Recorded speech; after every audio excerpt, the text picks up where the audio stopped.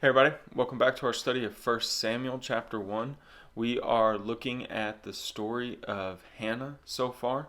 We've covered a little bit of her backstory and the fact that she has been pouring her heart out to God and not just as we're often tempted to do, is something that we've prayed for a long time, where we just kind of let the excess of our cup, or kind of the equivalent of if I set my cup down too fast, a little bit will splash over.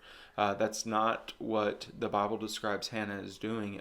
What it describes Hannah as doing would be the equivalent of completely turning the cup over.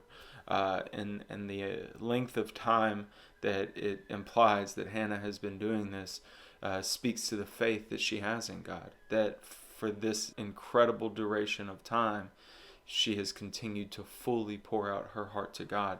So that got us through verse 10, and now we're starting in verse 11 for today.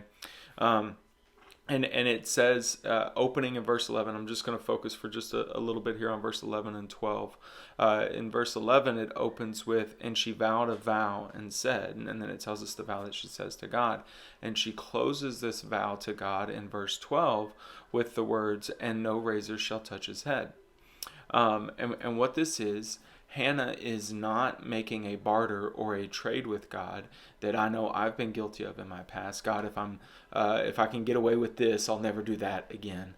God, if you will give me this, I promise in turn I will do that. Some common ones that I'm not thinking of anyone, so if this throws shade at you, then that's the Holy Spirit, that's not me. God, if you'll give me more money, I'll become generous with it. If you'll give me that job, then I'll begin to go to church. If you'll give me that relationship, then I'll quit looking at porn. That's not what this is. This isn't a trade for God. If you give me what I want, I will then follow you better. That would actually make you God, because you would then be dictating the terms of the relationship. What this is this is a surrender of what she wants to the one that she trusts. Hannah is completely saying, you know how much of my heart desires this thing, but I trust you even more than I want that thing. And I focused at the end there of verse 12 on, and no razor shall touch his head.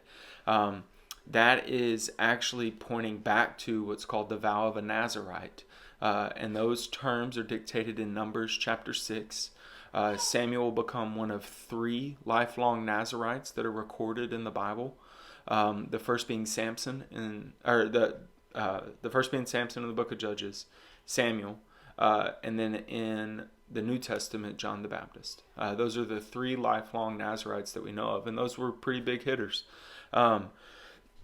And again, to kind of dig into this part just a little bit more, what Hannah does is actually models for us Psalm 37:4, which gets manipulated and twisted a lot.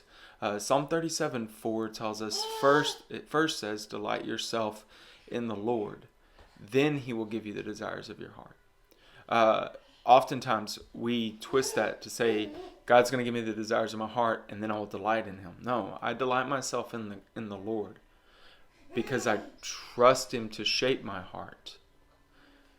Then he will give me my desires because he shaped it to what it should be. But as you go through the chapter, we learn, just running through at a quick pace. Verse 19, they worshipped. So there's been no answer yet, but they're ending their time there in worship. Further, again, illustrating and displaying trust in God. Verse 20, we learned that she got pregnant and she had a baby called Samuel. It says the name is, verse 20, for I have asked for him from the Lord. And that's why she gave him the name. And then we're going to skip on down, verses 24 through 27. So she's had Samuel. They've continued to go up every year as they had been doing, the family had, and Elkanah had approached her in verse 23. Hey, we're heading out. You don't even have a bag packed. And she's like, look, let me wean him.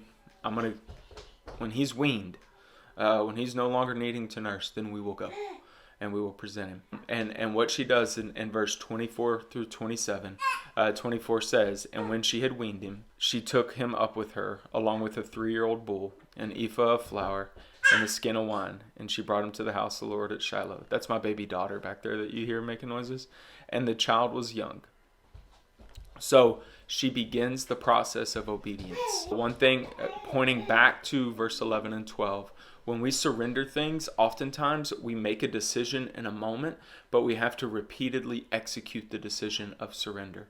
And what's happening here is we're getting in a few short verses, because 24 through 27, what she does is she takes Samuel back to the temple to follow through with her surrender.